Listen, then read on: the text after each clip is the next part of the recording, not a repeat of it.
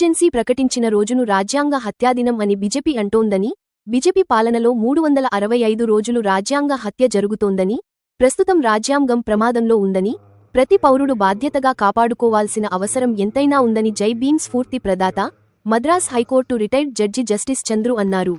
లౌకిక రాజ్యాంగ పరిరక్షణ వేదిక, ఆలిండియా లాయర్స్ యూనియన్ ఆధ్వర్యంలో కర్నూలు లలిత కళా సమితిలో లౌకిక రాజ్యాంగ పరిరక్షణ వేదిక కన్వీనర్ టి నరసింహ అధ్యక్షతన శనివారం భారత రాజ్యాంగం సవాళ్లు, పౌరుల బాధ్యత అనే అంశంపై సదస్సు నిర్వహించారు. సదస్సుకు జస్టిస్ చంద్రు హాజరై మాట్లాడారు.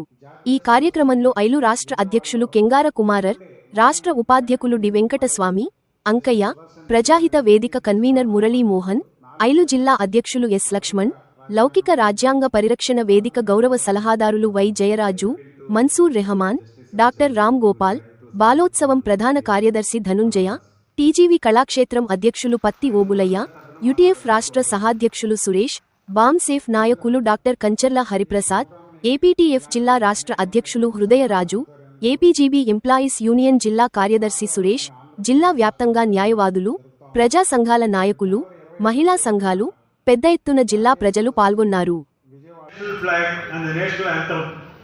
The second duty is to cherish and follow the noble ideals which inspired our national struggle for freedom. The duty did not stop only by cherishing what is the concept of freedom, what is the incident that took us to freedom. Beyond that, there is another fundamental duty which says that to protect and improve to promote harmony and the spirit of common brotherhood amongst all people of India, transcending religion, linguistic, regional and sectional diversities, to renounce practices derogatory to the dignity of women. If you ask me, what is the constitutional challenge? The Constitution imposes there is a duty on you. It does not say what is the duty. It describes the various duties. One such duty is to cherish and follow the noble ideals which inspired in our national struggle. Therefore, before the Constitution, we had a history of national struggle where people sacrificed, people have went to jail, people fought against the British, and finally we got freedom to this country. అటువంటి నిపుణులంతా ఇక్కడ ఉన్నారు. మరి ఈరోజు ఈ సదస్సు భారత రాజ్యాంగం పైన జరుగుతూ ఉంది. ఒక వారం ముందట భీమ్ సింగ్ అనేటువంటి రాజ్యసభ ఎంపీ, బీజేపీ ఎంపీ రాజ్యసభలో ఒక ప్రైవేట్ బిల్లు ప్రవేశపెట్టాడు.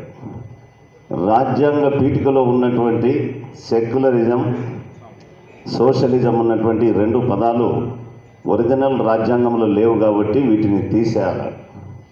వారికి కూడా తెలుసు ఈ రాజ్యాంగంలో ఈ రెండు పదాలు తీసివేయడం వెంటనే సాధ్యం కాదని. కానీ ఇప్పుడు ఉన్నటువంటి పరిస్థితుల్లో దానిపైన దేశంలో జరుగుతున్నటువంటి పరిణామాల నుండి ప్రజల దృష్టిని మళ్లించి ఇవి దేశంలో ఇంకా మతోన్మాదాన్ని పెంచి మత విభజనలు తెచ్చి ఒక మెజారిటేరియన్ రూల్ను తీసుకొచ్చి ఈ రాజ్యాంగాన్ని డిస్మాంటిల్ చేయాలన్నటువంటి లాంగ్ రన్ ఎయిమ్, ఒక హిడెన్ అజెండాతో పనిచేస్తున్నారని దానివల్ల మనకు స్పష్టమవుతా ఉంది. 7 సంవత్సరాలు పరిపాలించడానికి 200 సంవత్సరాలు పరిపాలించడానికి వాళ్ళు